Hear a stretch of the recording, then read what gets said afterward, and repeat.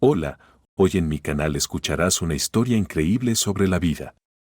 Espero que disfruten de esta historia. Esta me impactó hasta la médula. Sinceramente, todavía no puedo olvidarla y llevo días caminando impresionado.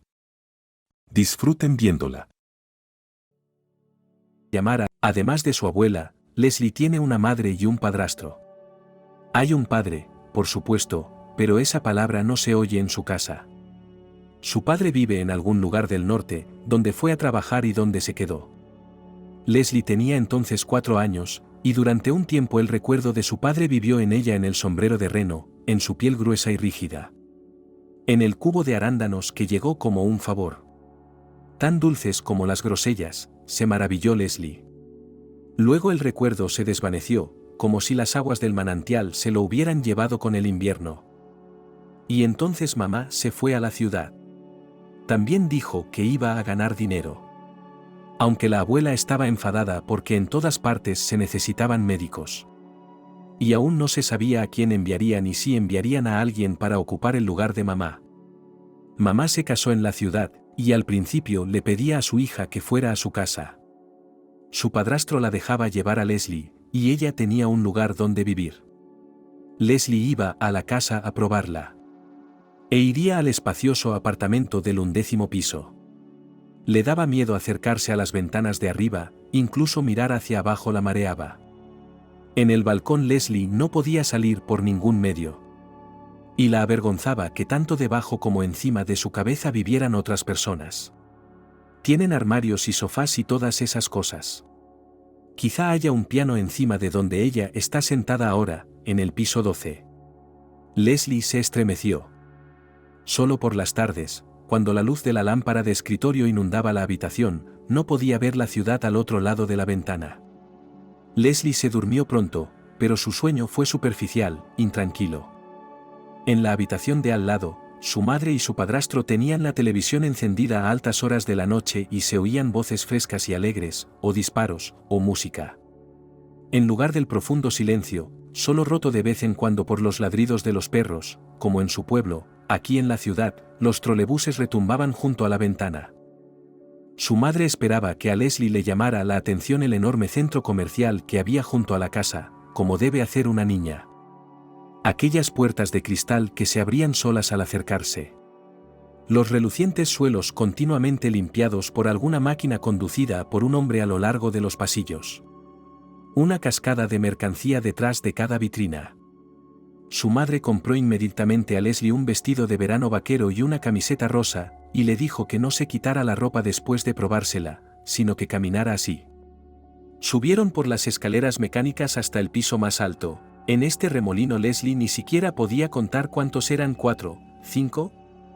Y aquí arriba había una pista de patinaje, máquinas tragaperras, un enorme King Kong con patas de goma y un sinfín de bares de aperitivos. Leslie comió pizza por primera vez en su vida, su madre le enseñó a beber un batido de fresa con pajita. Y ella le preguntaba con regocijo triunfal: ¿cómo estuvo? Leslie se encogía. Este mundo la estaba absorbiendo como una ciénaga, tenía que convertirse en otra cosa para disfrutar de la ciudad, para apreciarla.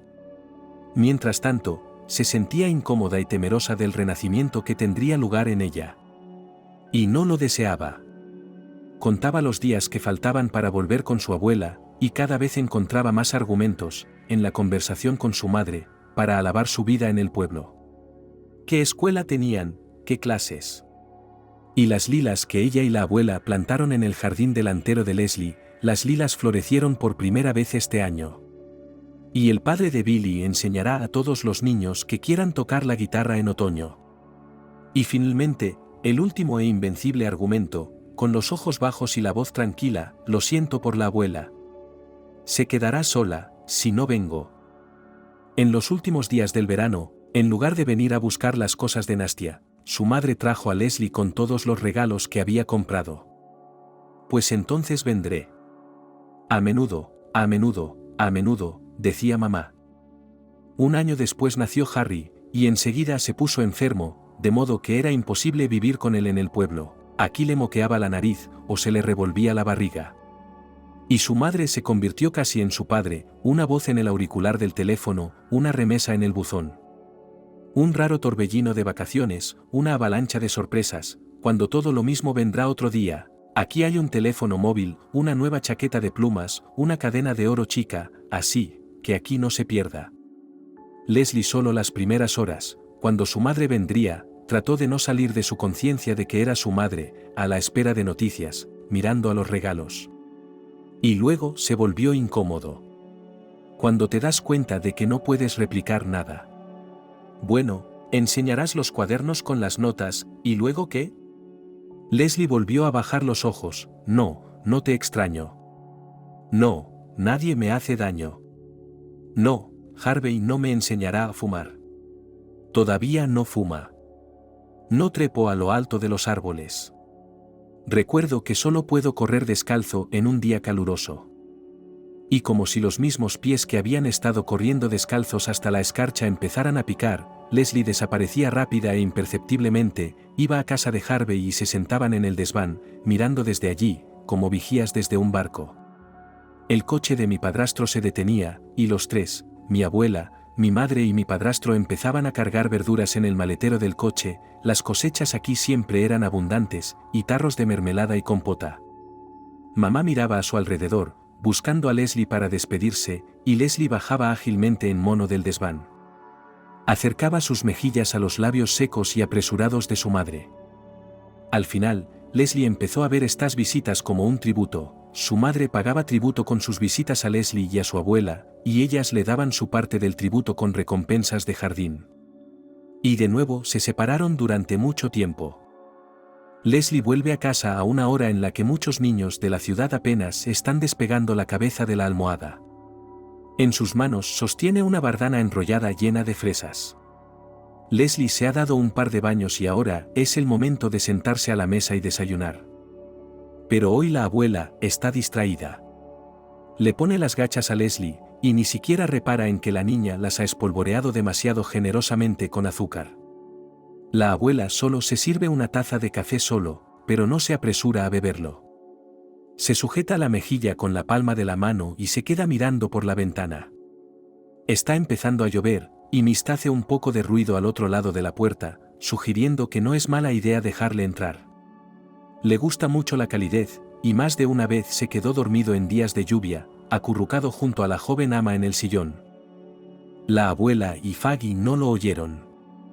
Leslie se levantó, cruzó la veranda y abrió la puerta que daba al lluvioso jardín, tembloroso con cada hoja. ¿Qué te pasa?, preguntó a su abuela. ¿Te duele la cabeza?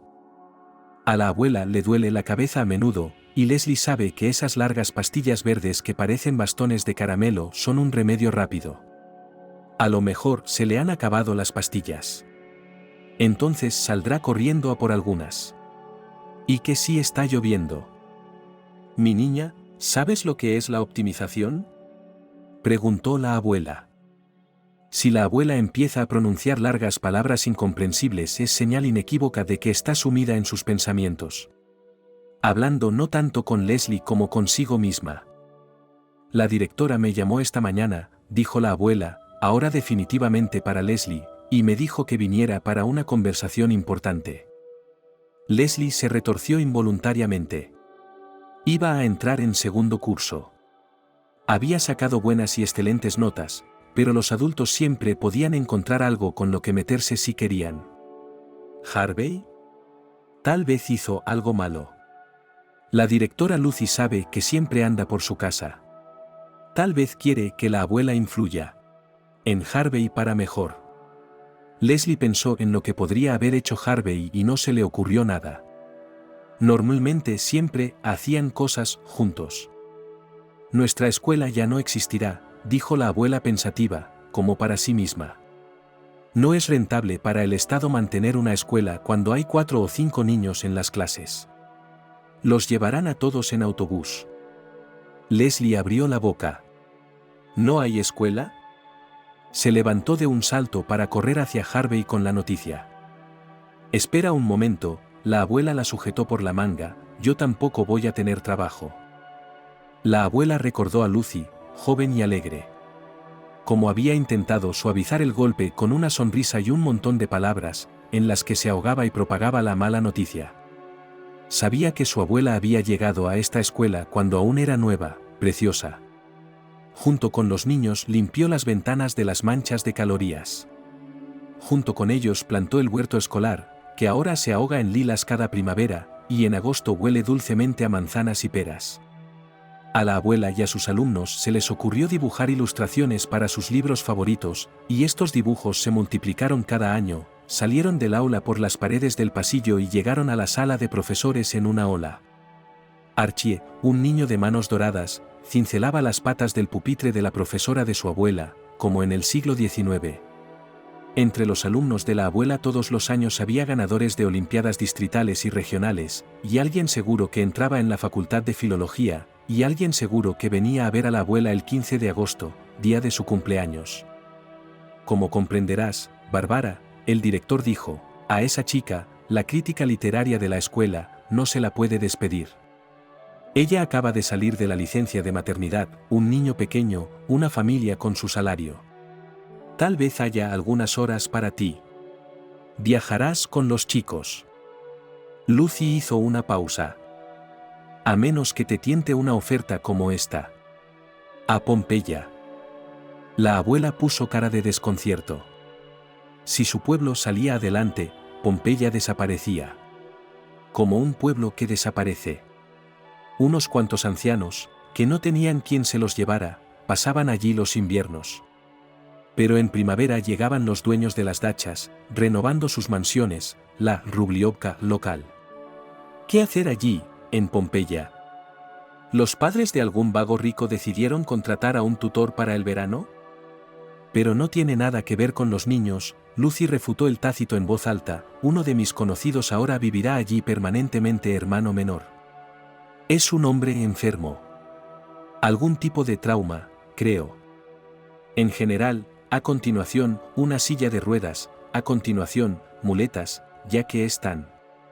Hoy peor, mañana mejor, bueno, y allí tienen que ayudar, cocinar, lavar. Lo siento, ¿están buscando un ama de llaves? Bárbara, cariño, será el doble del sueldo que tenías aquí. Más de lo que gano ahora. Había una mujer que cuidaba la casa cuando estaba vacía, pero su hija tuvo un bebé y se va para cuidar a su nieto. Dice que el dueño es bueno. Les hablé a mis hijos de los siervos, ¿ahora voy a ser yo mismo el amo? ¿Y qué te hace pensar que sería una buena ama de llaves? ¿Qué hay que hacer con la tecnología de hoy? La directora no se echó atrás, no es como en los viejos tiempos, cuando se solía lavar la ropa junto al río. Tienen una máquina lavando platos, otra haciendo la colada, otra horneando pan. Bueno, ahora es verano, no tienes mucho que hacer.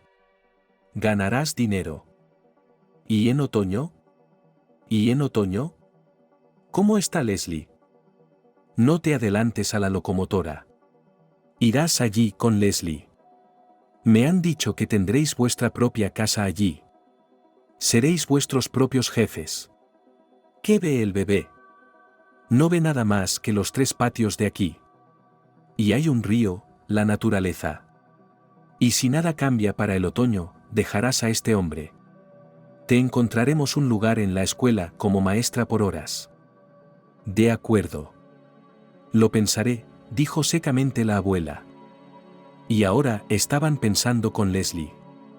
Así era la democracia de su pequeña familia. Había un fino tubo de hierro entre la casa y el tilo.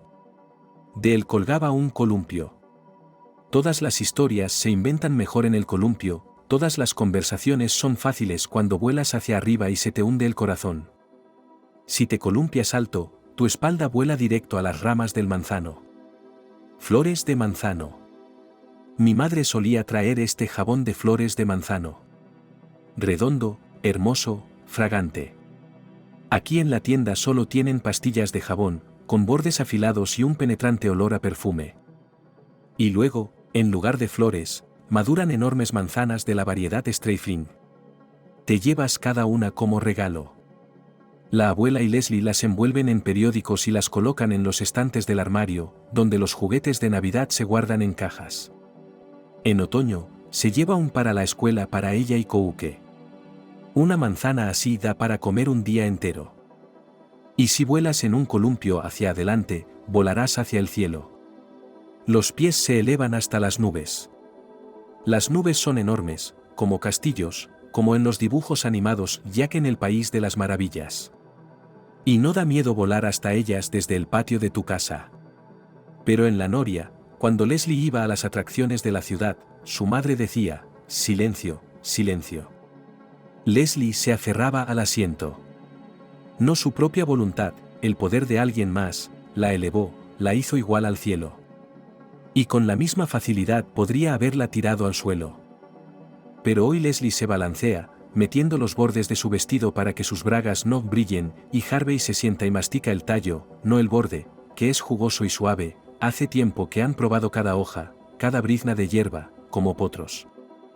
Harvey mastica la parte superior marchita del tallo. Piensa. Cada partida es una desaparición en otros mundos. ¿Volverás? No. La escuela será diferente en otoño, dice Harvey. No está seguro de que le responderán. Sí, faltan 1000 años, dice Leslie. Bueno, ¿quieres que le pida a tu abuela que te deje vivir con nosotros mientras esté allí? Harvey se ofrece, mamá estará contenta. Bueno, ¿qué sentido tiene desperdiciar el verano? La abuela va a ser la niñera, ¿y tú? ¿Te vas a pasar el verano sentado detrás de una valla? Leslie se vuelve hacia él, con las cejas juntas y los labios comprimidos en un hilo. Él guarda silencio un momento y luego habla con firmeza. No. No puedo explicártelo. Pero es como si algo me llamara, alguien me llama. Me voy. Tengo que ir, ¿sabes? Bueno, y si pasa algo, si la cosa se pone muy fea, yo, no me escaparé, te llamaré. ¿Y por qué te llama?, pregunta Harvey, esperando que Leslie empiece a contar una de sus historias, que son más interesantes que cualquier cuento de hadas. Leslie guardó silencio. El alba iba diluyendo poco a poco la noche con la leche blanca de la niebla. La ventana de la habitación de Leslie estaba abierta como de costumbre, y a la muchacha, medio dormida, en la oscilación entre el sueño y la realidad, le pareció que su cama podía levantarse y salir flotando por la ventana, y abrirse paso entre la bruma como un barco del mar o del cielo. Fácil de alcanzar era pensar en la luna, que se mecía cerca como un globo, y en las estrellas plateadas y tintineantes como el hielo. Leslie visualizaba las estaciones como un reloj. En algún lugar ahí fuera, en la fría altura cósmica, donde el reloj marcaba la medianoche, acechaba el invierno. La manecilla descendía y a las 4 en punto era primavera cálida. Y junio era arena al rojo vivo bajo los pies de las 6, y calentaba los más cercanos, 7 y 8, y entonces empezaba a anochecer, y para el otoño, 10, el sol se iba detrás del horizonte, y para el pesado crepúsculo, de las 11 la nieve empezaba a volar del cielo. Y también el tiempo era paralelo, es decir, el pasado no desaparecía, y el futuro no se tejía poco a poco en el olvido. En algún lugar, paralelo al presente, también estaba la pequeña Leslie, agarrando al viejo gato con sus manos regordetas, casi infantiles. Leslie aprendiendo a beber de una taza. Leslie, saltando de felicidad ante el árbol de Navidad que se puso el año pasado. Y en el universo vivían Leslie la novia y Leslie la anciana.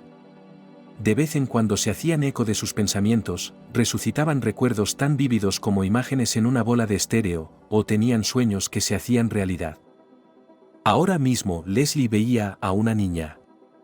Un ligero vestido blanco con volantes le cubría las rodillas, en la cabeza tenía un gran sombrero, también de color blanco, en las piernas llevaba unas medias blancas como la nieve. Y un pie estaba sacado de una zapatilla blanca. La niña está apoyada en la puntera para que no se ensucie la media. La muchacha tiene el pelo rojo dorado, que desciende en largos mechones casi hasta la cintura, y los ojos azul grisáceo. No es guapa, pero viendo su cara bonita, dan ganas de reír y hablar con ella. Calla, dice la chica, ¿puedes callarte? Ella descorre la gruesa cortina de la nada y mira hacia afuera, buscando a alguien. Me escondo del médico. Explica a ella. Leslie, Llegó otra voz, la de un hombre, y podemos verte. La chica suspiró, e inmediatamente miró a Leslie con una sonrisa, como invitándola al juego, se metió detrás de la cortina y desapareció. Leslie se despertó por fin y se sentó, rodeándose los hombros con los brazos. Tenía la clara sensación de ser una nueva conocida. Una sensación que solo le pertenecía a ella, quiero que a esta chica solo la conozca yo. Y al mismo tiempo, como solía decir su abuela, tienes que dormir con la noticia por una noche. La noche pasó, y Leslie se dio cuenta. Se van. Probablemente no para siempre, sino para todo el verano. Y el verano, cuando acaba de empezar, es casi toda una vida. ¿Llevaremos a Misty?, preguntó Leslie. Fogg ladeó la cabeza. Escuchó. Sus ojos reían. No entendía nada. Solo su nombre, y sintió amor. La abuela suspiró, y con afecto. Bueno, ¿dónde lo llevaremos a los extraños? Leslie. ¿Y si no les gustan los perros? Harvey jugaba con Faggy sin levantar la cabeza. Han aprendido que basta con que el perrito le haga una señal con la mano para que se tumbe y empiece a levantar rítmicamente una pata. O está haciendo ejercicios o Heil Hitler, como sonreía la abuela. Me lo llevaré hasta el otoño, y entonces vendrás de todos modos, dijo Harvey. ¿Por qué tienes los ojos tan húmedos? Estaré allí en 3 horas. O haré autostop. Y efectivamente siguieron caminando. Hasta el manantial. Hay que ir allí en un día caluroso, porque caminas y caminas, y no tiene fin. El pueblo de adelanto pasa de largo, apenas visible por detrás del pan. La carretera se estrecha hasta convertirse en un camino ancho. Y allí se convierte en un camino por el que solo se puede pasar de uno en uno, de uno en uno. El manantial se escapa del cautiverio de piedra, como un niño travieso que se ha escapado de sus niñeras. E inmediatamente se esconde en la hierba para evitar ser atrapado. Se apresura a contar, saltando de guijarro en guijarro, la vida del inframundo. Y se desvanece entre la hierba. Es bueno beber de un manantial cuando te tumbas boca abajo, y no solo bebes, sino que el agua te cubre la cara. Es divertido. Y el sol tiembla en tus pestañas mojadas con todos los matices del arco iris. Y el silencio alrededor es tan tenue. No, los pájaros cantan, y los árboles chapotean entretejiendo sus hojas en el azul del cielo, pero aquí es imposible oír a un hombre. No hay murmullo de coche, ni voces, ni música. No hay nadie. Y como no hay gente, todo lo demás es posible. Harvey, dijo Leslie, llévame con la niebla. Solo que lo dijo sin emitir sonido. Solo con sus labios. Había 2 pueblos, Pompeya Grande y Pompeya. La grande sobrevivía por sí sola. Antes había habido una granja colectiva, de la que ahora quedaba una semblanza. Las vacas vivían allí en penumbra y con un aire mohoso e inmundo. Había un museo de la vida popular, una cabaña de 2 pisos, donde se podía encontrar de todo, desde una rueca hasta un retrato chillón del bandido Stenka Razin, que una vez visitó estos parajes. Y el orgullo del pueblo eran las fuentes sagradas. Antaño 2 casi manantiales sin importancia formaban un lago, en el que patos y cuellos grises, domésticos y salvajes se bañaban con placer. Pero entonces alguien de allí se recuperó de algo bebiendo agua directamente del manantial. Otro vio la figura encorvada de un hombre que rezaba. Y se limpiaron los manantiales, se encerraron en una zona embaldosada, se hizo una zona de baño, se plantaron flores. Se examinó el agua, una de ellas contenía mucho hierro, la otra plata. Y los que sufrían para beber, se lavaban, tomaban agua con ellos. Ahora, según los rumores, el edificio optimizado, escuela compró una empresa turística y se disponía a hacer un hotel aquí. Pompeya era muy diferente. Aunque la naturaleza aquí era mucho más hermosa, y el pueblo estaba cerca de un gran río, pero Pompeya sobrevivió solo a expensas de los propietarios de dacha. En los días de invierno, excluidas las fiestas de Año Nuevo, había aquí una docena de ancianas, cuyas casas, como las de quienes vivieron hace cientos de años, se calentaban con estufas. Otros días, la nieve cubría todos los caminos y las casas se erguían como islas rodeadas de un prístino mar blanco como la nieve. La ventisca amainaba, las ancianas reunían valor y fuerzas para visitarse unas a otras, y ahora collares de huellas de botas y picos de fieltro se extendían de cabaña en cabaña. En primavera, la isla de Pompeya, aislada del mundo entero, se derritió por el deshielo, la carretera se secó y la tienda abrió sus puertas. Era una especie de atracción local de 2 pisos, parecida a un embarcadero, con escaleras de hierro, ventanas redondas con ojos de buey y proximidad al agua. La tienda se erguía casi en la orilla. Dentro se vendía de todo, desde medias hasta helados. Había una mesa de tenis y un gran televisor colgado. La tienda lo era todo, comerciaban, jugaban, veían películas, se conocían, se enamoraban y se despedían.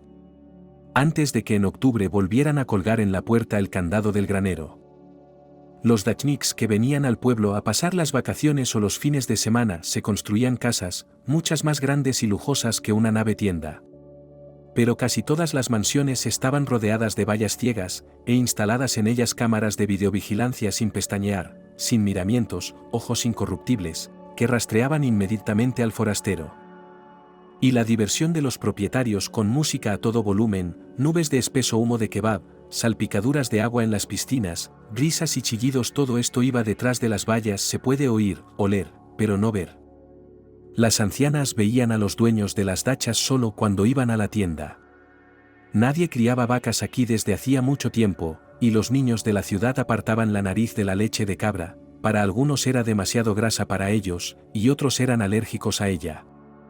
Los habitantes de la dacha utilizaban el río a fondo, corrían en lanchas motoras, gritaban cuando la proa de la embarcación diseccionaba el agua, bañándoles con salpicaduras intentaban cazar luciopercas en traje de neopreno y con lanza.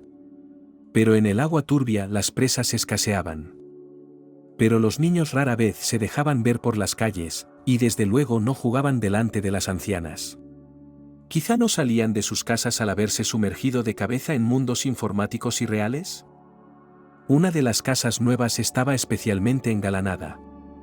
El césped delante de la valla era verde, y las bases de 3 abetos azules estaban enterradas en él como una alfombra. Y unas esculturas de gnomos asomaban por detrás de los árboles. La casa pertenecía, bueno, no exactamente, el dueño de fábricas, coches y barcos de vapor, pero aún así Harry tenía una conocida red de tiendas en la región. Él y su joven esposa no venían aquí a menudo, pero mantenía a Selena, una mujer de unos 50 años, que cuidaba de la casa, y a un hombre de la zona, un joven jubilado, Frederick, que se ocupaba del jardín. Ahora Selena dejaba la casa, a regañadientes, pero con la esperanza de volver. Había disfrutado viviendo casi todo el año como anfitriona en una casa grande y bonita. Pero ahora tenía que ser enfermera durante un tiempo con su nieto recién nacido.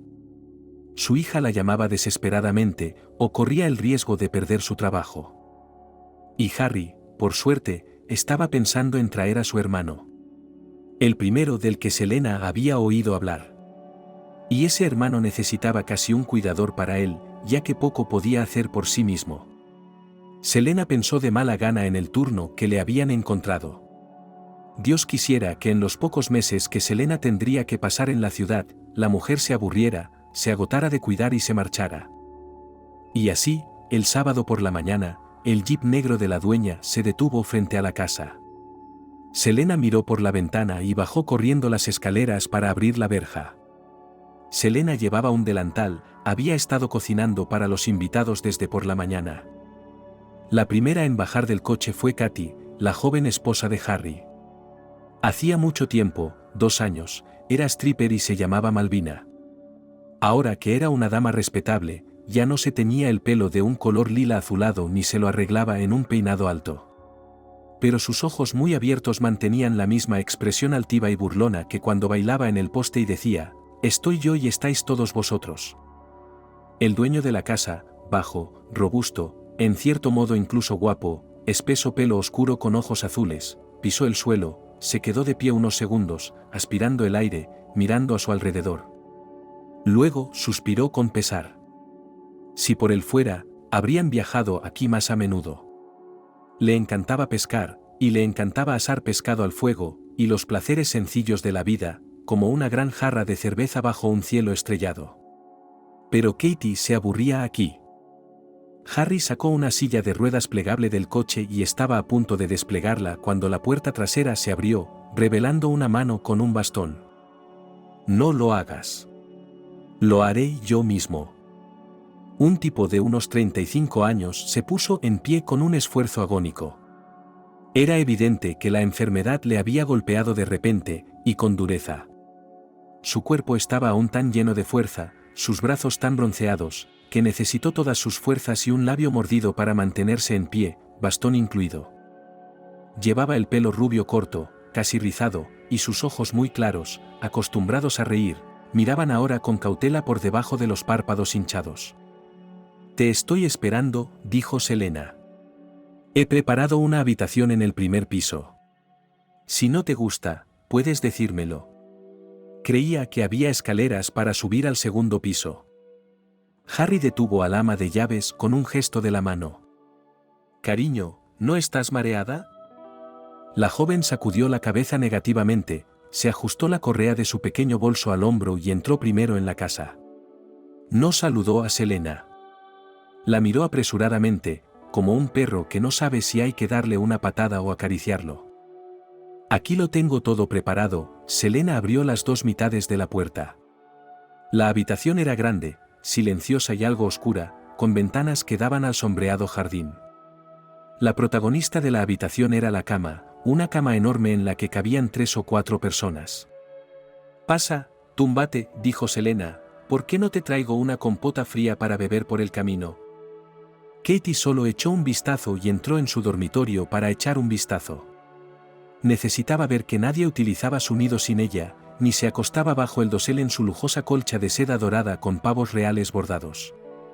El dormitorio permanecía intacto, casi deshabitado, incluso el aire estaba viciado. Selena conocía su lugar. Katie abrió la ventana y se acercó al espejo.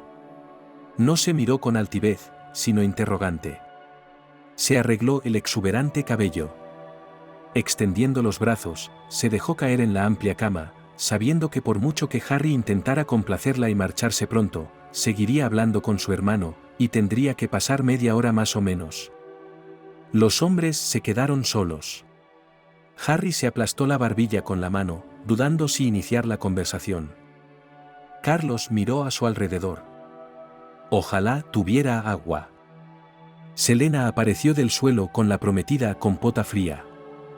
Gracias, Carlos asintió a Selena, poco acostumbrado a la gratitud, y empezó a sacar las pastillas del monedero que llevaba en el cinturón y a agitarlas en la palma de la mano. Cuando un pequeño y colorido montículo estuvo lleno, se las metió en la boca de un solo movimiento y bebió un trago de compota. En aproximadamente un cuarto de hora, el dolor empezaría a remitir con un lento reflujo.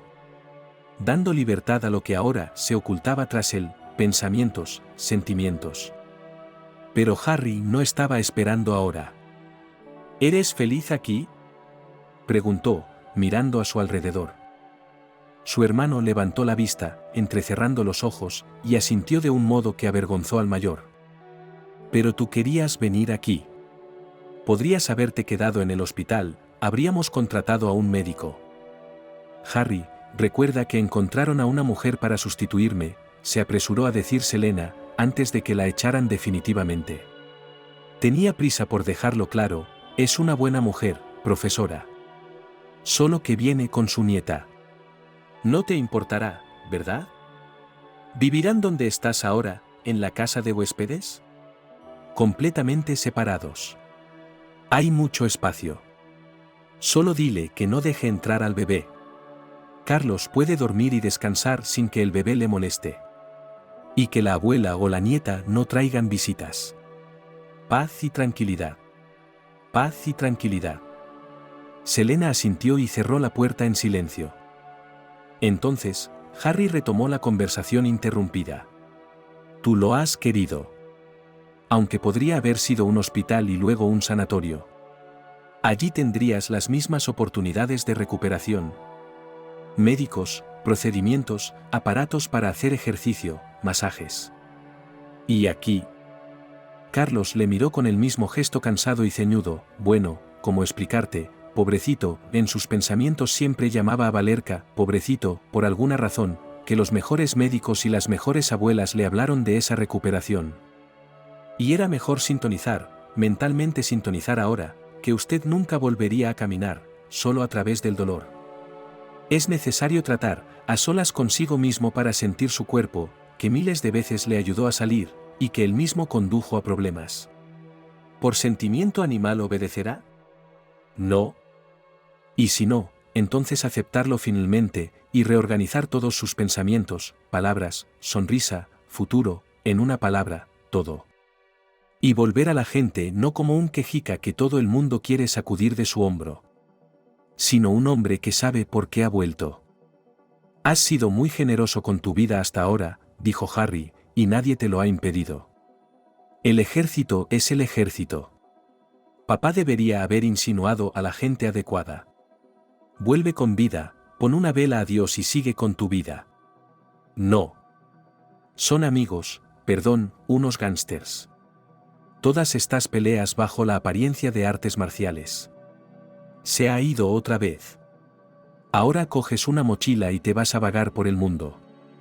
Donde duermas, quien te lleve no importa, el descuido de un infante o, perdón, un tonto. Creo que tu ángel de la guarda tiene las alas pegadas a ti. ¿Vuelves de dónde? Corrígeme si me equivoco, Nepal, ¿verdad? Y te vas a trabajar de doble en el cine. Otra vez por la dudosa invitación de alguien más. Es aquí, también. Y luego saltas de un acantilado al agua y hola. Si no te hubieran sacado. Eres un fenómeno, Carlos, el que llama los miércoles y me lavo las manos. Puedes vivir aquí todo el tiempo que quieras. De todas formas solo venimos un par de veces en verano. ¿Qué? Carlos tenía una mueca antipática en la voz. ¿A dónde voy a ir desde 4 paredes? ¿Prender fuego a la cama? ¿Volar el retrete? ¿Contaminar el dormitorio de la emperatriz Leska? Harry suspiró, se levantó y empezó a buscar en la agenda de su móvil. Tengo tu nuevo número, tú también tienes el mío. Si te quedas sin medicinas o necesitas algo, llámame. Si simplemente te aburres aquí. Carlos no explicó que llevaba mucho tiempo sin poder estar solo.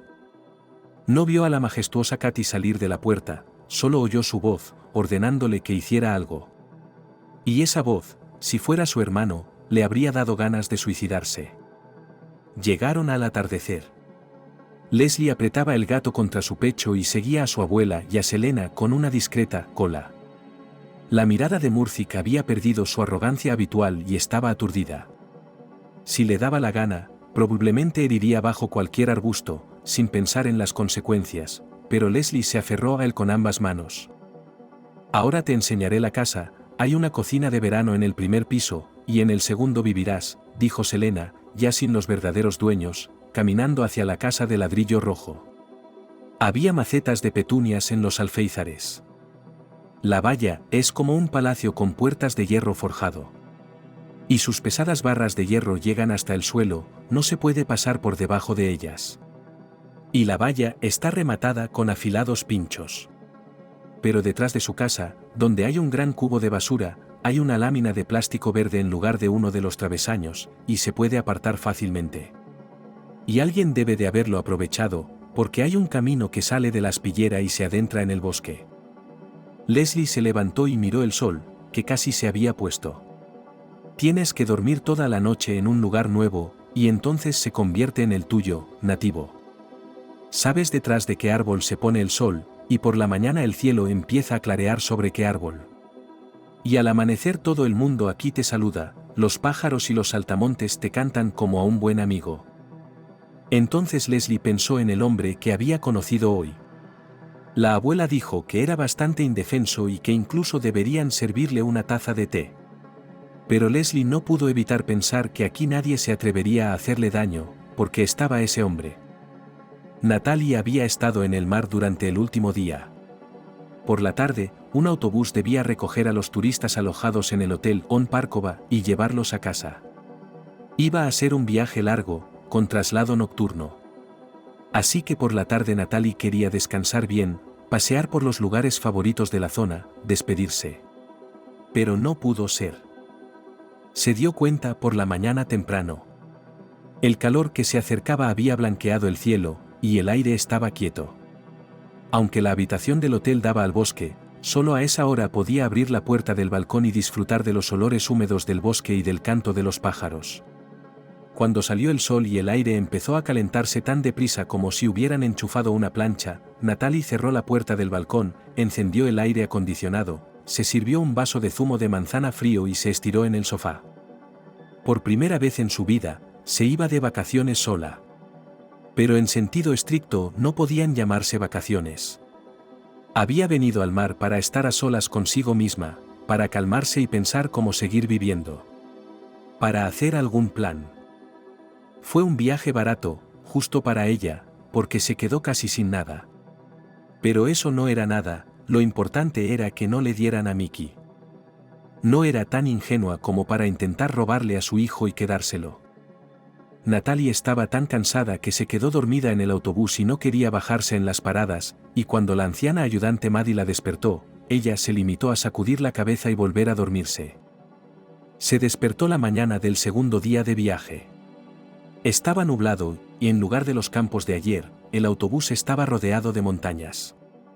El verde esmeralda del comienzo del verano, que aún no se había consumido, brillaba suavemente contra el cielo previo a la tormenta. Era como si la tierra iluminara el cielo y no al revés. Natalie vio por primera vez a su compañero de viaje. Un hombre de mediana edad, no ella ahora, sino el dormido. En las 24 horas que había estado fuera, haciendo un crucigrama, hojeando una revista, comiendo unas galletas de una bolsa. Era como si viera a través de un velo. Y toda su vida durante los últimos años había sido a través del mismo velo, si se le podía encontrar sentido. Última parada, Maddie anunció, desayuno, aséate. Llegaremos pronto, tened paciencia. El hombre se despertó, sacudió la cabeza como un perro que se sacude el agua, sacó sus cigarrillos. Natalie bajó los escalones del autobús con cuidado, temblaba ligeramente. Se tiró al suelo, puso las manos detrás de la cabeza y estiró todo el cuerpo. No llevaba pantalones, como casi todas las mujeres, sino un vestido largo con pasamontañas. Así se notaba menos su delgadez. Ya se sentía al sur. El aire olía diferente. Pero el olor a mar no podía ser transportado por el viento. Lejos, cerca de un pequeño café había dos leones sobre pedestales, que recordaban a los que custodiaban el palacio. Los pinos crecían inusualmente esponjosos, y la valla de metal negro que rodeaba el café estaba trenzada de rosas. Las flores eran enormes, de algún modo, serenas. Aristócratas que solo conocían el suave clima del sur, a los que no molestaban las heladas. En su tierra natal, las rosas eran más pequeñas. Y no siempre sobrevivían al invierno. Los cafés vendían pasteles, cachapuri y yachma al triple de precio, como siempre hacían en la carretera. Muchos turistas compraban vino tinto en vasos de plástico. Aunque Maddie regañó y exigió llegar sobrios, y allí como quisieran. Cuando volvieron al autobús, Maddie sacudió la cabeza. Será mejor que pasemos por la serpentina antes de que llueva, y empezó a recordarnos que no nos olvidáramos de abrocharnos el cinturón y de guardar las bolsas de papel en los bolsillos de los asientos. Ahora el autobús iba por una carretera de montaña, realmente serpenteante, pero las montañas no eran terribles, bajas, pero en forma de isla, densamente cubiertas de bosque, parecían trufas verdes de caramelo. Y detrás de ellas ya se veía el mar, que ese día también parecía azul pálido y brillaba como una piedra aguamarina contra el cielo plomizo. Siguiendo a su anfitrión, un joven llamado John, Natalie cogió furtivamente unas cuantas bayas y se las llevó a la boca. También ella, dulzura pura del sur, sin una pizca de acidez. Natalie se colocó bajo el mismo techo. Una pequeña habitación con un balcón casi con vistas al bosque. ¿Puedes tocar los árboles? No hay vista, no hay panorama, pero nadie podía verla. En los días soleados se podía tomar el sol desnuda. Natalie ni siquiera se molestó en deshacer su maleta. Su bañador estaba en la bolsa de la tienda Fiberochka de arriba.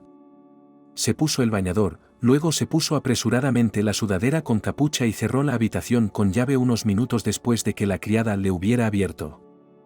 Se había convencido a sí misma de que esta semana no pensaría en nada. ¿Qué era una semana? Pasear por este parque, donde las quetalpes ya están en flor, y las flores blancas que parecen pequeñas orquídeas bajan en una nevada celestial. Donde las puertas talladas se ocultan bajo una alfombra de rosas escarlata. Pasó el parque de espaldas, y se encontró de repente junto al río. El estrecho río, de un inconcebible color turquesa, revivió instantáneamente en su memoria el Cáucaso con sus aguas minerales. Había un estrecho puente sobre el río, que se balanceaba con un chirrido chirriante a cada paso. Natalie caminó con cuidado, agarrándose a la barandilla. Casi todo el pueblo estaba al otro lado. Una madre y un niño pequeño caminaban hacia ella. Él aún no podía alcanzar la barandilla y chillaba de miedo cada vez que el puente se balanceaba. La madre le guiaba agarrándole firmemente por el cuello. El dolor tuvo que esperar, y Natalie permaneció de pie unos segundos, repitiéndose únicamente que no era la primera vez, que no era la primera vez. Pero, ¿cuántas veces más habría? ¿Vienes?, preguntó alguien por detrás.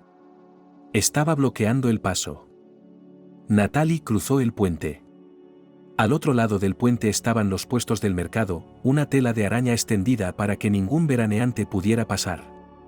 Olía a pescado ahumado, carne asada, hierbas, café y brisa marina.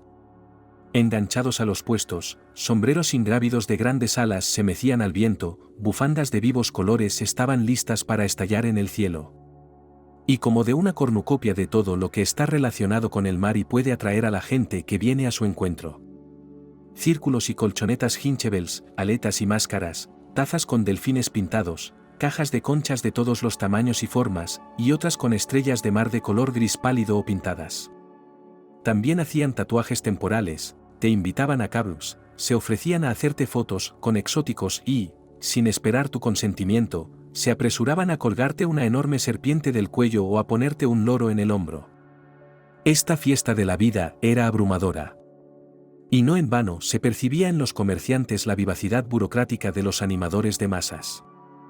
Mira, dijo alguien, aquí hace un frío que pela, y la chica se va a bañar. Natalie se dio cuenta más tarde de que cualquier tiempo que no abrasara la tierra les parecía frío a los lugareños. Y más aún cuando estaba nublado y llovía. Bajó tranquilamente del terraplén hasta la playa, sobre los gruesos guijarros grises. No había mucha gente. Natalie se quitó despacio la sudadera, como si por fin se hubiera caído de su esbelta figura. Con la misma lentitud, se recogió el pelo rubio en un moño, lo sujetó con una goma elástica. Y se metió en el mar directamente sin ese simbólico «oh, hace frío», sin demora, para acostumbrarse al agua. Entró y nadó con los movimientos medidos de una nadadora que no se cansa fácilmente. Pronto llegó a una de las boyas rojas, y sabía que no le permitirían nadar más allá, los socorristas la llamarían y le dirían que diera la vuelta. Se tumbó boca arriba. El mar la arrastraba y la lluvia le tocaba la cara con sus suaves zarpas. Estaba tumbada entre el mar y la lluvia, su cuerpo los separaba. ¿Una niña? Una chica con un bañador azul. Ella esperó después de todo. Natalie levantó la cabeza como si acabara de despertarse. Le estaban gritando desde la torre del socorrista. Se volvió con un suspiro.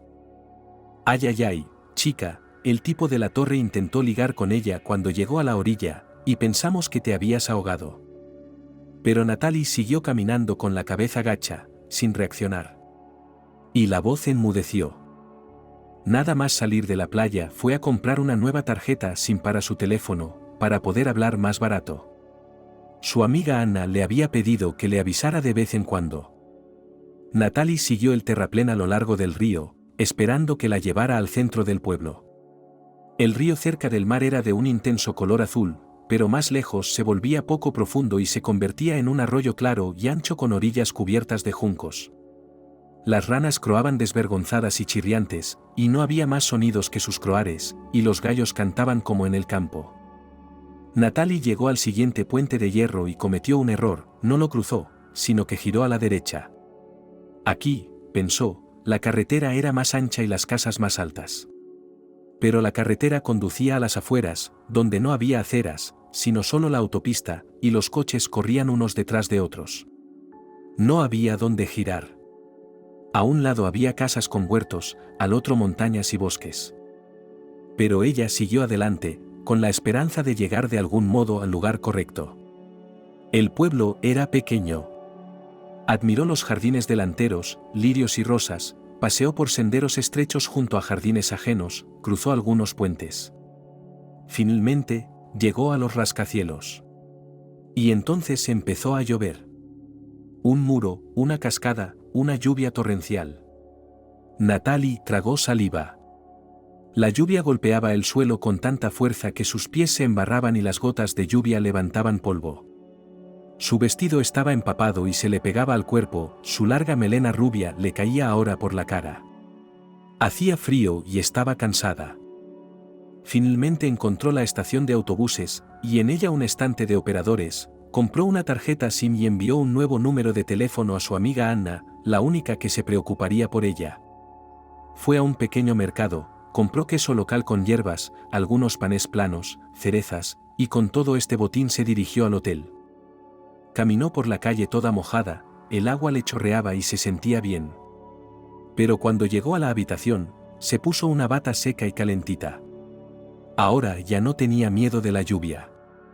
Abrió la puerta del pequeño balcón, protegido de la lluvia por el tejado. Había vasos en el armario. Pronto Natalie estaba sentada en la mecedora, bebiendo té, escuchando la lluvia y mirando el pueblo, las montañas cuyos picos se ocultaban en la niebla. Ella pensaba. Al principio quería pensar en lo que debía hacer a continuación, en cómo hacer que Mickey volviera con ella, pero entonces sus pensamientos empezaron a llevarla de vuelta al pasado. ¿Querías gente extraordinaria?, se preguntó. ¿Las conseguiste? Y pensó que Dios había sido bueno con ella. Recordó el milagro de su inscripción en la escuela de periodismo. El abuelo estaba a favor. Le había leído en voz alta cuando era pequeña. Admiraba su escritura en la escuela, creía en su talento. Y todos los demás la desalentaban. Incluidas las chicas de la oficina de admisiones. Bueno, ¿a dónde vas?, le decían confidencialmente, hay 30 personas por plaza. Los suyos, gente de ciudad. Y tú eres una chica de campo. Allí, enfrente de la Facultad de Pedagogía, entrarás. Y aquí solo perderás el tiempo. Y entonces no fue Natalie quien lo dijo, fue mi abuelo. Que una vez no tuvo miedo de venir del pueblo a la academia. Y entró. Y se graduó con un diploma rojo. Es nuestro derecho intentarlo, dijo.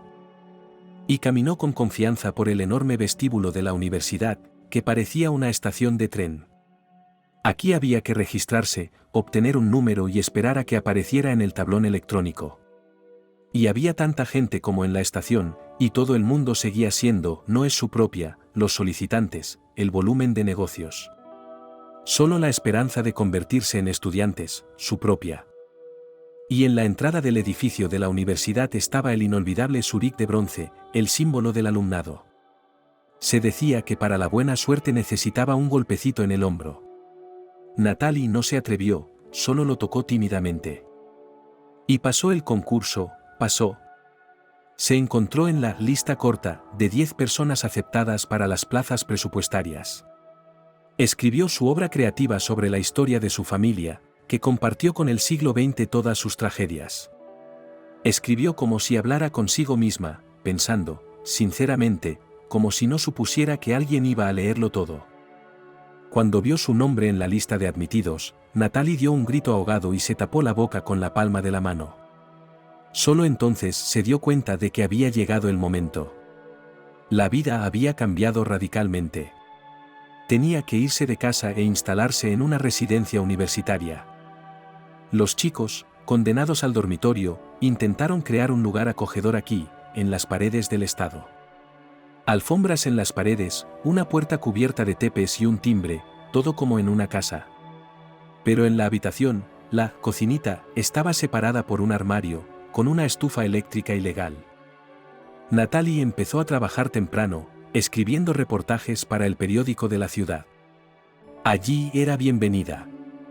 Y si a algunos principiantes les llamaban condescendientemente piernas, dictáfonos vivos, lo que significaba que solo podían tomar el material, y un periodista experimentado escribiría por ellos, el material de Natalie se imprimía con su firma. Y luego la enviaron a entrevistar a un cantante visitante en una habitación de hotel. Para su vergüenza, no sabía casi nada de ese artista. El abuelo odiaba la música pop, solo reconocía a los clásicos. Él mismo en su juventud tenía una voz hermosa, casi de ópera. Pero para el periódico era una suerte entrevistar a una estrella. Uno de los guardias del hotel era hermano de su chofer editorial.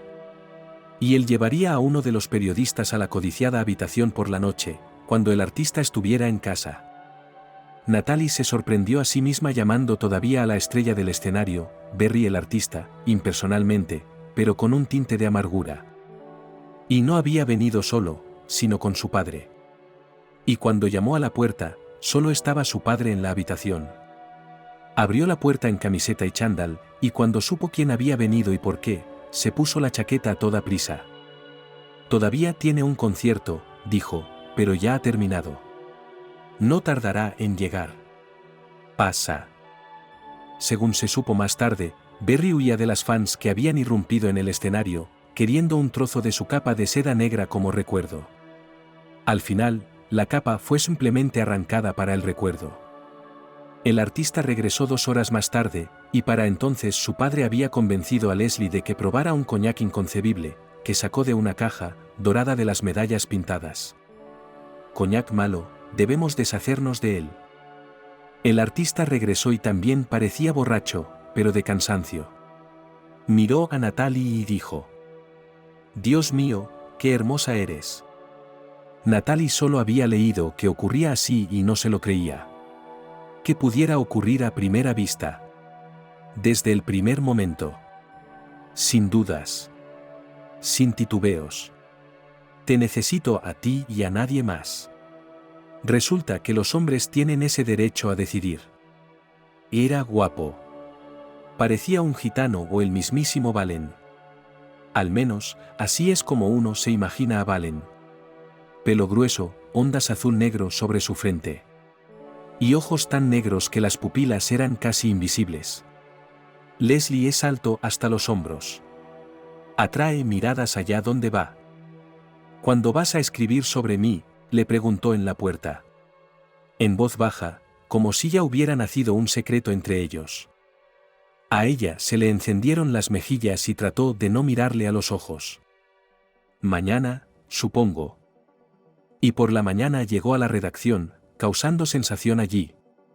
Se sentó en el departamento de cultura, en una silla raída, con la pierna sobre la pierna, sacudiendo su melena ondulada, leyendo con atención las páginas de Natalie.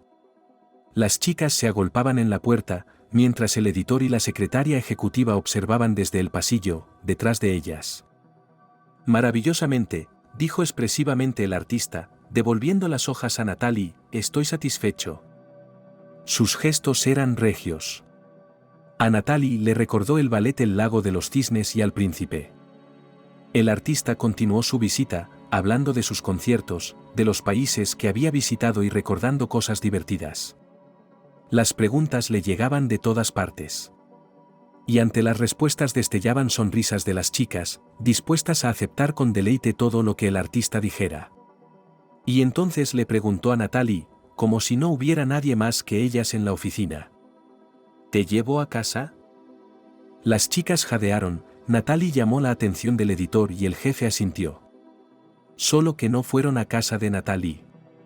El artista le preguntó, ya metiéndola en el coche: «¿Dónde hay un buen restaurante?». Los restaurantes eran algo con lo que Natalie no tenía ninguna relación, y el chofer, que ya había llevado muchas veces a las estrellas por la ciudad, empezó a darle consejos. Desde entonces, Natalie había divertido al artista con su timidez combinada con un sentido de la dignidad. Casi le daba miedo el menú, que les servía un camarero con guantes blancos, y el artista tenía que pedir. pero luego, cuando la mesa estaba puesta y las velas encendidas, no se dejó llevar por los suntuosos platos que nunca había probado, sino que escuchó.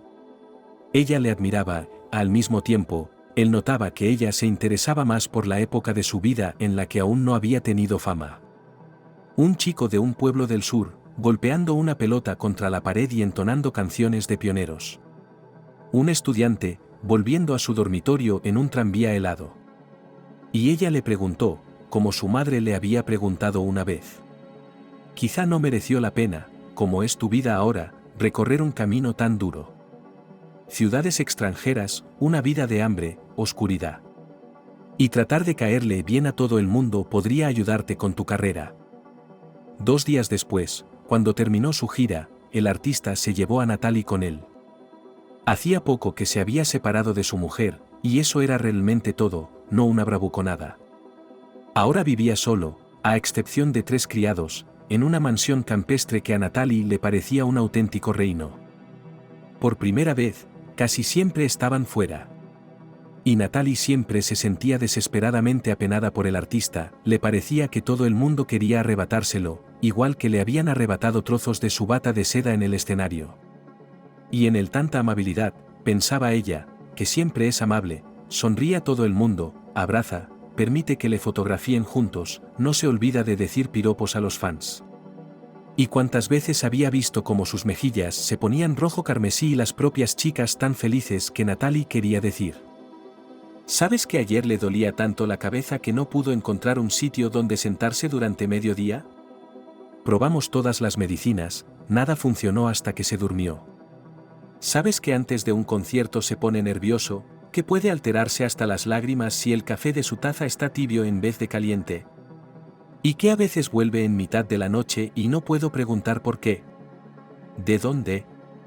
No le importa nada, y mucho menos yo. No se siente culpable de que le haya esperado, simplemente se queda dormido. Las chicas de la redacción encontraron a Natalie en las redes sociales. Y empezaron a preguntar por la artista, cómo vive y a qué países viaja. Y no lo hicieron. Natalie esperaba un hijo, y a finales de ese año, por las Navidades católicas, la artista voló sola a Europa. Natalie se quedó en su mansión como una completa reclusa. Y cuando nació Mickey, ya no tenía ninguna criatura querida y todo lo demás pasó a un segundo plano. Se podría decir que fue entonces cuando Natalie nunca fue vista. Nunca salía de su enorme casa, donde ella y su hijo solo habían vivido en un par de habitaciones. Ni siquiera los criados sabían cómo comportarse con ella. Callada, pensativa, tímida, nunca se sintió anfitriona.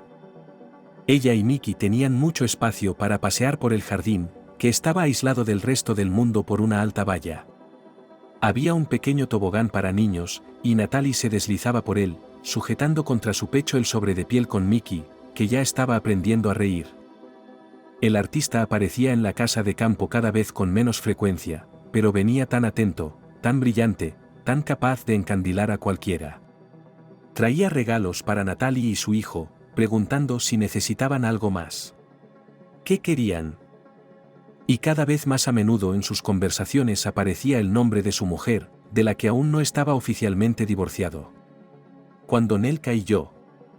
Nelka es una mujer así, no le metas el dedo en la boca, entonces Nelka quiso, y yo dije. No tuvieron hijos. En verano, de repente volvió a ser atento y cariñoso. Y una vez los llevó a ellos y a Mickey al zoo, y tan bien retratados los monos justo delante de su jaula saltaron y chillaron, sin amilanarse ante el público, alguien incluso lo filmó con el teléfono, que el bebé se rió y empezó a aplaudir con sus manitas. Esto ocurrió 2 días después. Mickey dormía y Natalie disfrutaba jugueteando en el jardín. Aquí tenía su propio gran parterre. El artista se rió, lo único que le pedía a su amada eran flores. Pero no ramos, sino semillas, plantones, arbolitos. Y ahora todo lo que se había plantado en primavera florecía y desprendía fragancia. Natalie, con ásperos guantes de jardinería, trabajaba con una rosa de mimbre a la que había que guiar por el camino correcto para que envolviera bellamente el arco de metal tallado. Le pareció que la verja estaba muy lejos del jardín y que un coche se había detenido. Incluso llamó a uno de los guardias, un nani monolítico de 2 metros de altura que apareció en el jardín y se paseó entre Natalie y la casa. ¿Había llegado alguien? ¿Barry? El guardia negó con la cabeza en silencio y Natalie volvió a sus rosas. Trabajó sin levantar la cabeza hasta que oyó a lo lejos, pero aquel sonido era inconfundiblemente el llanto de Mickey. ¿Qué? Soltó. ¿Cómo? No podía ser. Mickey estaba dormido en su habitación, en su cuna, y había 2 criadas en casa. Llamarían si pasaba algo. Pasó más de una vez. Pero Mickey estaba llorando en algún lugar de la puerta. Natalie se quitó los guantes de gran tamaño y echó a correr. Y casi inmediatamente fue interceptada por un guardia. Silencio, silencio. Pero ahí, gritó Natalie. Se llevan a Barry, dijo el guardia en un tono como si fuera a convencerla de que estaba haciendo lo correcto. El jefe dijo que iba a tener un bebé. La única preocupación de Natalie ahora era liberarse, zafarse de las manos que la sujetaban, huir antes de que fuera demasiado tarde, antes de que pudiera alcanzarla. Pero Nani la sujetaba con la misma facilidad que si fuera una niña pequeña. Solo la soltó cuando oyó el ruido del motor. Natalie cayó al suelo y sollozó. No recordaba los días que siguieron al secuestro de Mickey. Cuando llamaba al artista 5, 10, 30 veces, el teléfono emitía un breve pitido. Y entonces una de las criadas, Catherine, entraba en su habitación. Sí, se llamaba simplemente Katia, aunque tenía casi el doble de edad que su joven ama. Catherine se sentó en la cama, abrazó a la asustada Natalie y permaneció en silencio unos minutos. Luego dijo. Luego la llamó para que su mujer viera al niño. Probablemente no se fijó en ella. Nelly no tiene hijos propios. Así que se quedó con el suyo. Ahora vivirán juntos. Natalie levantó su cara roja e hinchada. Pero no puedes hacer eso, había llorado tanto que tenía hipo. El rostro de Catherine era apenado y duro. Claro que se puede. ¿Cuántos casos como este? Y ahora no puedes hacer nada. No te dejarán entrar en su piso de la ciudad. No puedes probar nada ante el tribunal. Solo dile que tiene todas las condiciones para criar a su hijo, y tú. Quizá en algún periódico. Catherine sacudió la cabeza. Con gran placer en usted ahora y los periódicos se aferran a usted, y la televisión. La gente está tan hambrienta de esas cosas como, con perdón, las moscas de estiércol. Pero ni siquiera allí demostrarás nada, solo te tirarán al barro. Dirán que sabías que estaba casado. Entonces, ¿por qué rompiste la familia de otro? Y resultará que es un noble honesto, que no renunció a su hijo, que decidió criarlo. El rostro de Ekaterina permaneció igual de rígido, y ni una sola vez llamó al artista por su nombre, diciendo solo él. Parecía conocer su valor. Y no cualquier valor, sino uno humano. Y él era exactamente el tipo de estiércol al que acudían las moscas. Lo único que Natalie podía hacer era ir a la casa donde vivía el artista con su mujer y su hijo y pasar allí los días. Esperaba que algún día sacaran a Mickey fuera. Se sentaba en el banco, mirando las ventanas. Se levantaba de un salto cuando se abría la puerta principal. Se marchaba cuando caía la noche y nadie salía con el bebé. Una amiga del instituto la acogió en ese momento. Por la mañana temprano, Natalie volvía a su puesto. Al cuarto día, un hombre sin rostro como los guardias de su casa de campo salió de ella, alto, con un traje austero. Dijo, volviéndose hacia Natalie, que se había levantado sobresaltada y agarraba su bolso con el juguete favorito de Mickey, no tienes que quedarte aquí sentada. Ya se van. ¿A dónde? Natalie gimió, era demasiado poner tanto en una persona. Se han ido a la costa. Pero cuando vuelvan, sabes que no puedes quedarte aquí. Y si empiezas a amenazar, a chantajear, nos ocuparemos de ti rápidamente. Eso es lo que deberías temer. Ese día su amiga Anna se sentó al lado de Natalie durante mucho tiempo. Entiéndelo, a estos gilipollas no les importa que hayas dado a luz, que seas madre. Hay muchos vientres de alquiler. Y no piden nada. Te dan el dinero y te vas. De todos modos es una vida larga. Crecerá, ya verás. No llores, es imposible. Llamaré a una ambulancia, que te inyecten algo. Si tu abuelo está muerto, no tienes a nadie a quien acudir. Tus padres se mudaron al norte hace 1000 años. ¿Cuánto tiempo hace que no te escriben? ¿Recibiste tu última carta en tercer curso? Si quieres vivir aquí conmigo un tiempo, te buscaremos un apartamento. Debería darte al menos algo de dinero, ese Anurik. Es difícil conseguir trabajo ahora. Mientras encuentras uno, consigue trabajo.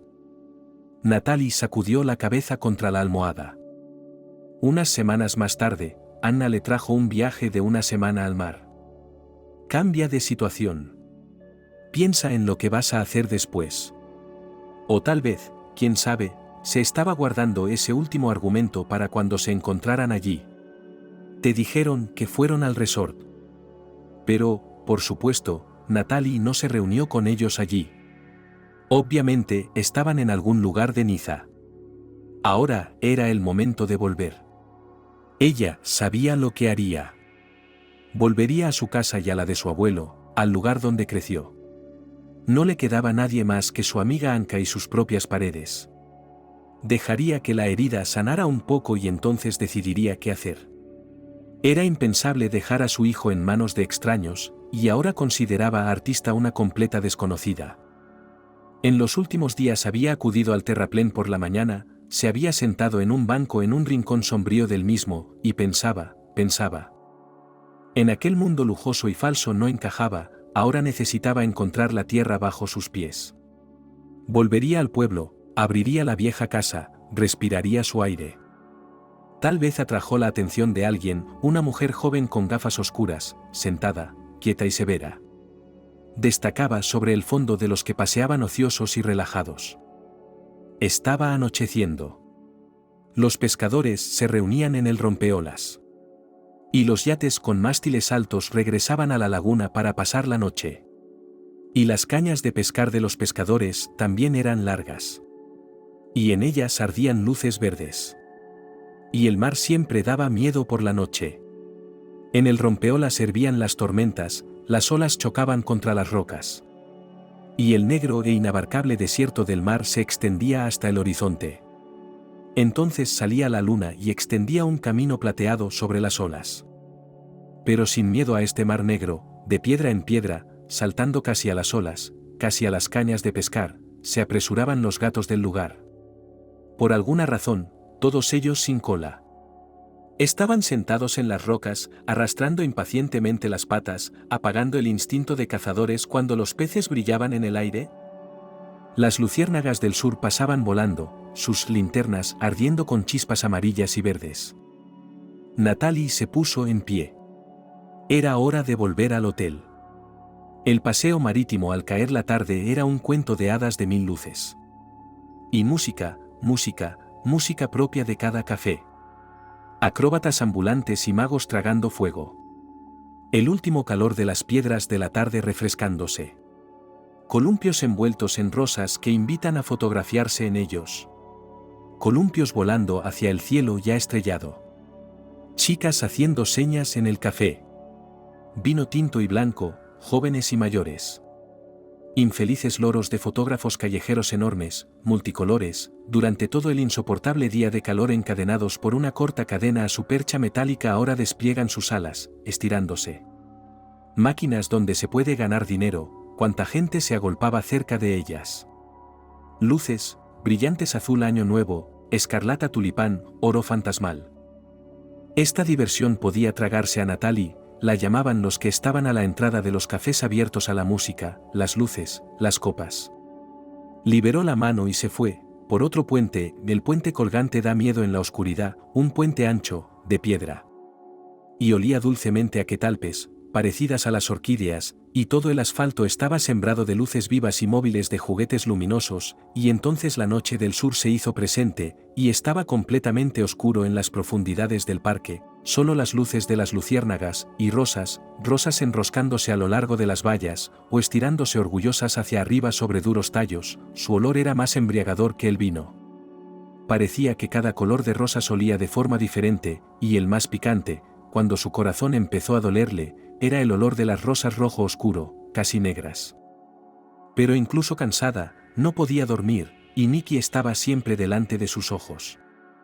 La última noche, cuando tuvo que esperar al autobús, llevó su bolsa de viaje a la playa. La habitación del hotel había sido cedida y no había nada que la retuviera aquí. Solo para despedirse. A esa hora todo era lila y las piedras de la orilla, que normalmente parecían grises, y el cielo del atardecer con un avión de flechas blancas que se derretían, y el mar con sus salpicaduras. Y Natalie nadó durante mucho tiempo en este mar lila, hasta que se cansó, y no dejó de sentir que no estaba aquí, sino en algún planeta desconocido, donde todo puede todavía hacerse realidad.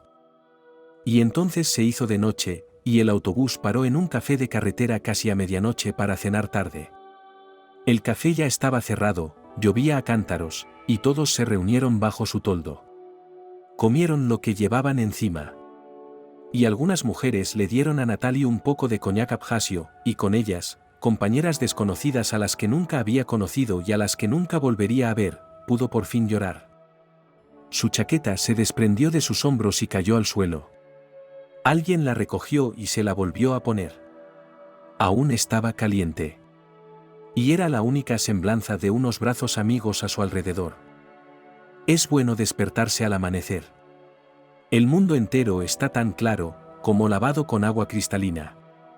No te cansas de respirar el aire fresco. Es como beber.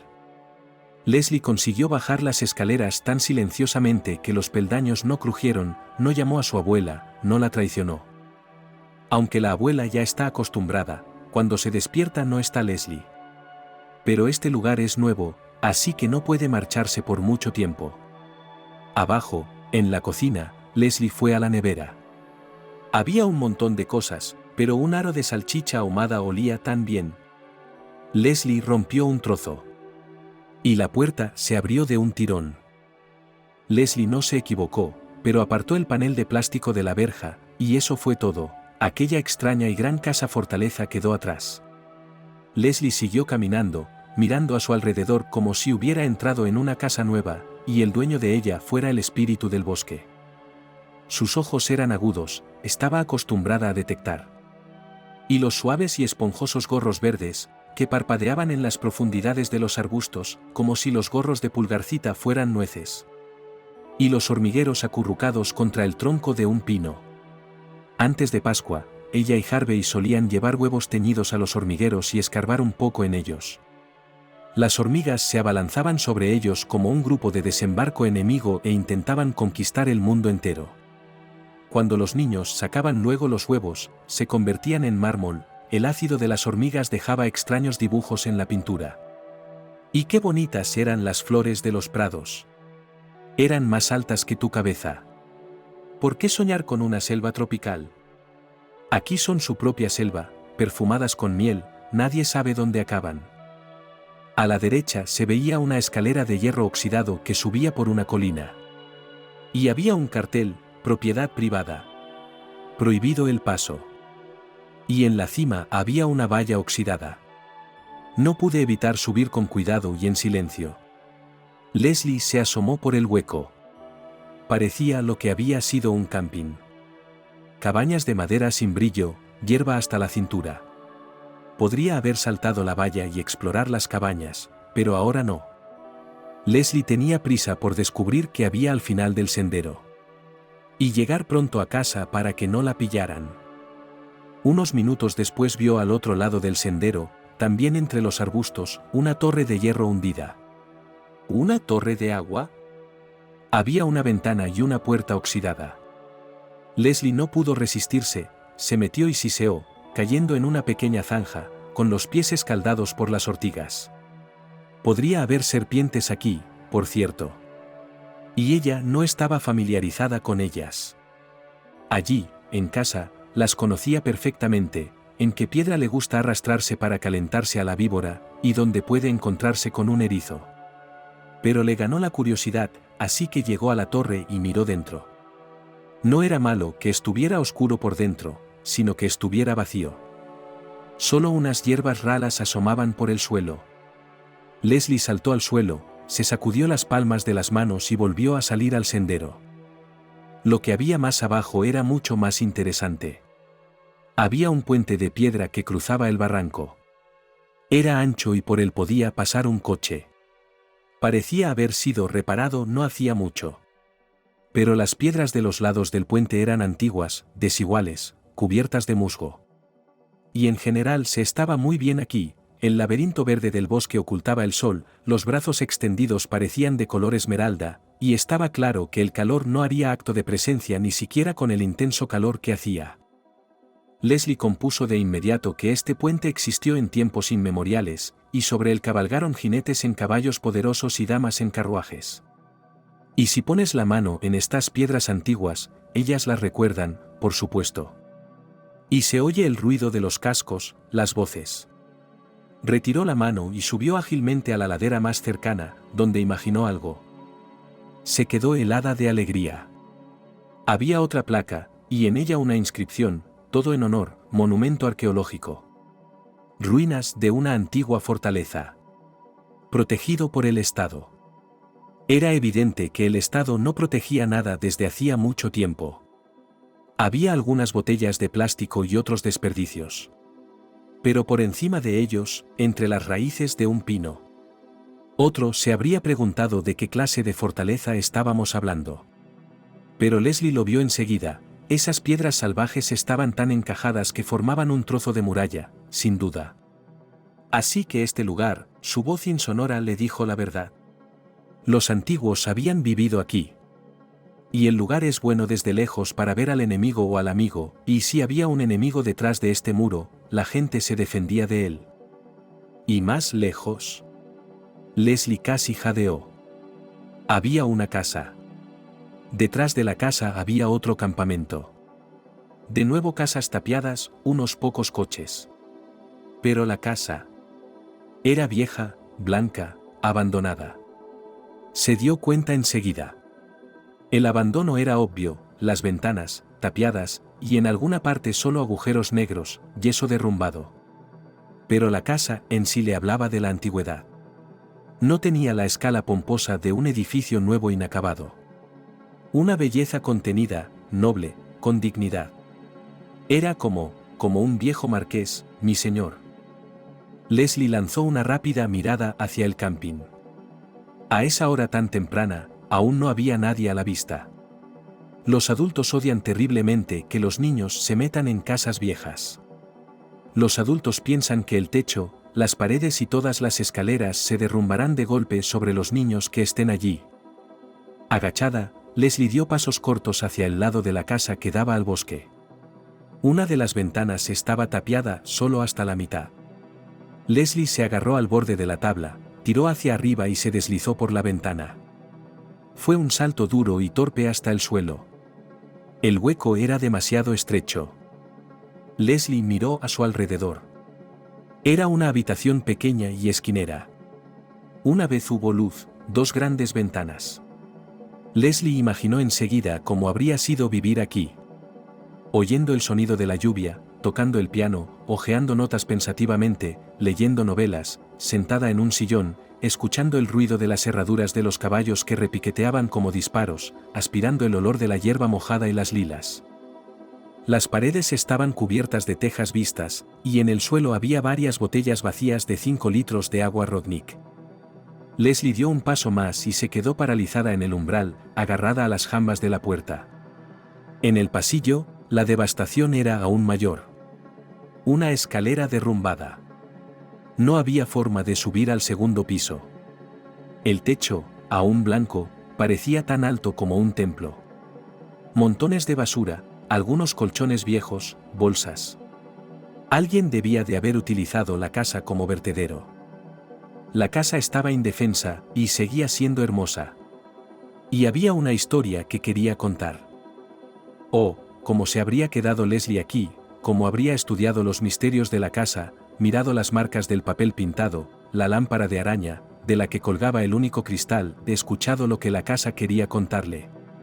Pero no pudo. Salió por el mismo camino. Y decidió mirar allí por última vez, donde algo brillaba entre los arbustos de lilas, solo durante 5 minutos. Bajó corriendo la colina sobre la que se alzaba la casa y se llevó las manos al pecho, como si hubiera recibido un regalo real, como si la mañana le hubiera llenado la cabeza de milagros, cuando no podía creer que aquella riqueza fuera real, paradisíaca para ti y solo para ti. Ante ella se extendía un pequeño lago. Agua del color del ámbar oscuro y lirios amarillos. Al principio solo vio eso, y ahora era todo suyo.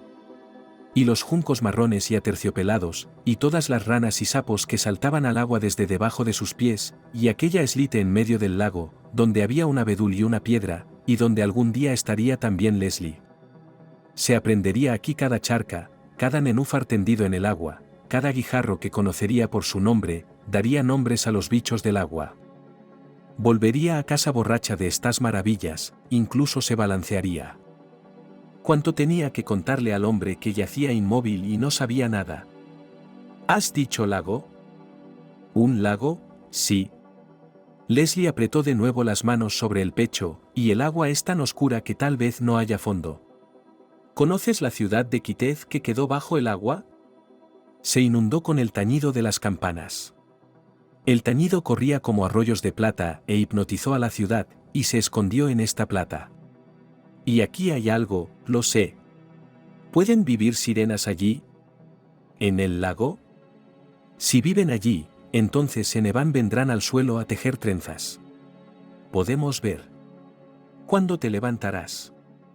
¿Yo? Las cejas de Carlos se desplazaron hasta el puente de la nariz, estaba tan perplejo ante aquella pregunta, como si Leslie le hubiera preguntado cuándo podría salir volando por la ventana. ¿Sabes qué? Pensó rápidamente Leslie, puedes llegar a caballo. Hay caballos por aquí, ¿no? Tenemos uno donde vivimos. El pastor tiene 2. Harvey y yo. Puedo montar, de verdad. Y el caballo bajará al agua. Y lo verá todo. Desde su punto de vista, era imposible perder el tiempo y tumbarse y seguir con la vida. Si ahora no puedes andar con tus piernas, tienes que encontrar algo que la sustituya. Conseguir 4 patas de caballo en lugar de las 2 propias. Y también, dijo Leslie, no tan audazmente, vi en tu garaje, hay un bote y algunos rifles de caza. No irás a cazar, ¿verdad? ¿Cómo se lo digo a esta chica? Ha matado gente antes. Pero nunca había ido de caza en su vida. Nunca pasó, y nunca quiso intentarlo. Levantarle la mano a alguien más débil, matar solo por la emoción de hacerlo. Pero no vayas a nadar solo por ahí, pidió, algún tiempo después, cuando tenga un caballo. Leslie asintió con fervor. El resto del día les fue bien. La abuela se había desesperado por llevar a Leslie a su habitación, o al menos al jardín. Y segura después de las palabras de Carlos de que la niña no era una molestia, no los separó más. Y Leslie escrutó las pastillas que tomaba Carlos. No se le escapó el dolor que mostraba su rostro.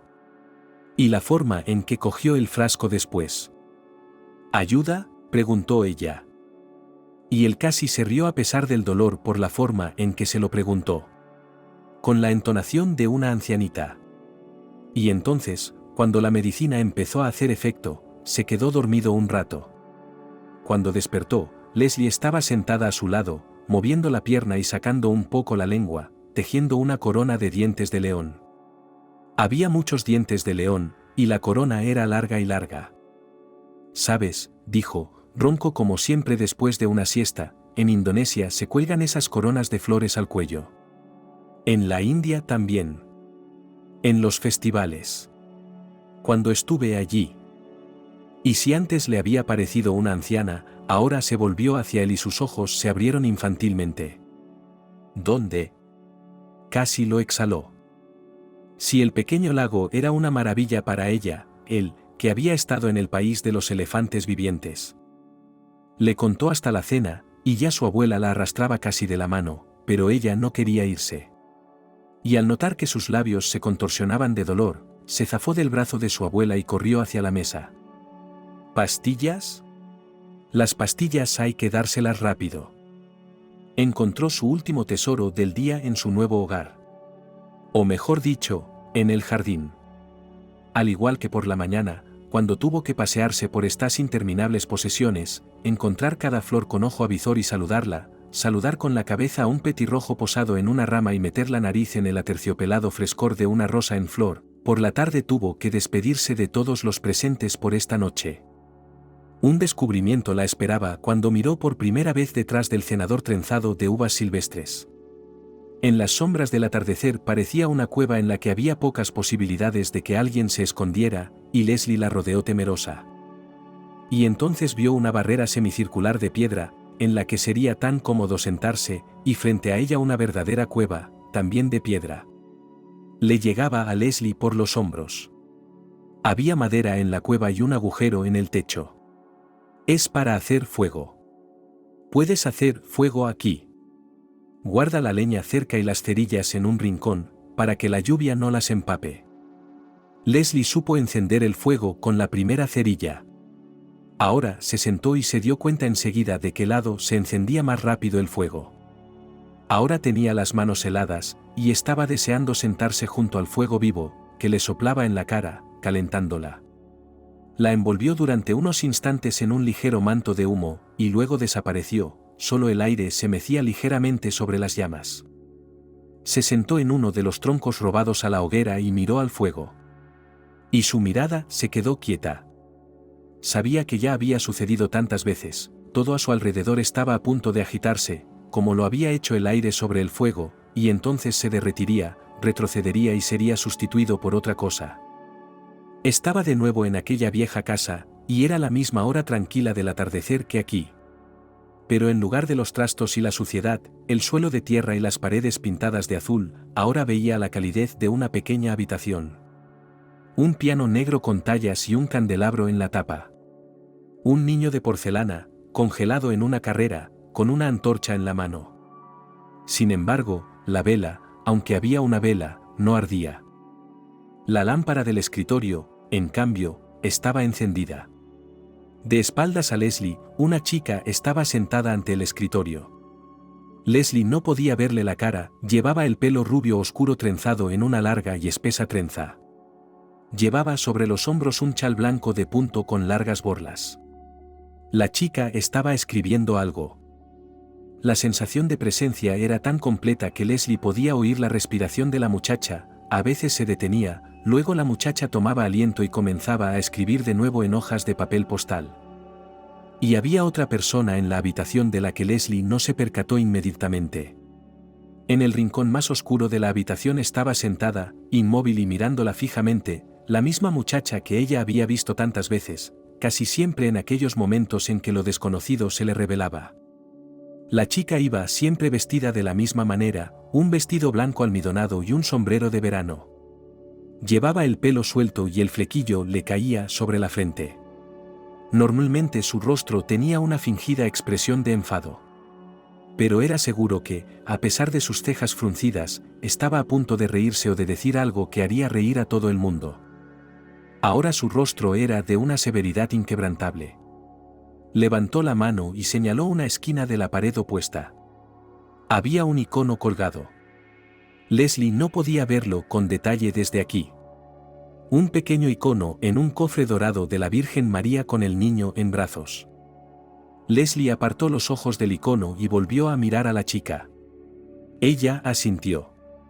Luego se llevó la mano al pecho y Leslie pudo ver algo enroscado entre los dedos. «¿Dónde te tengo?», le gritó a Leslie una voz de este mundo.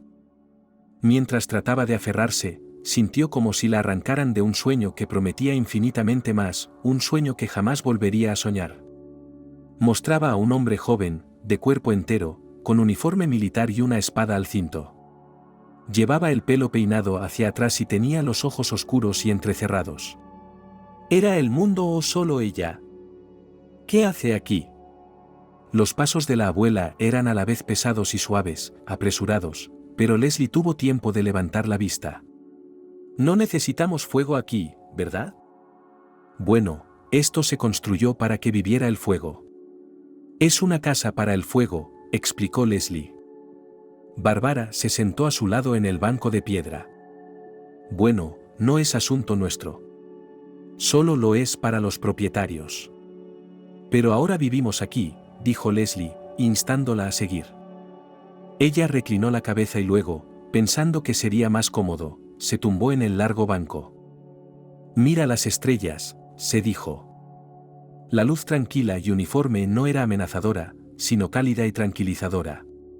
Y Bárbara también miró al cielo.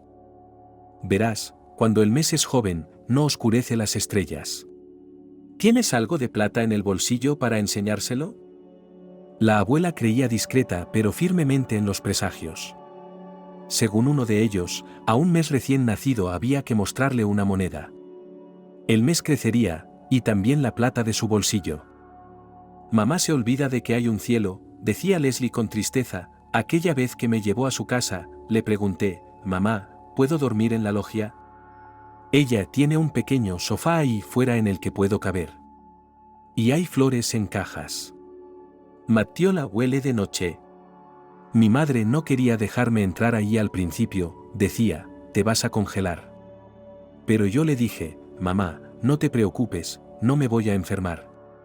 Así que ella lo permitió, pero me trajo la manta más gruesa, una de algodón. Y por la noche venía y me preguntaba, ¿no tienes frío? Y yo le dije, mamá, siéntate conmigo y mira al cielo. Y había tantas estrellas, el cielo era tan fabuloso. No lo era. Era solemne. Nos sentamos, miramos, nos quedamos en silencio, y entonces mamá dice, Leslie, y yo soy la primera en mucho tiempo que mira al cielo. No lo recuerdo en absoluto. Solo la osa mayor. Yo dije, ¿y la luna? Entonces había luna.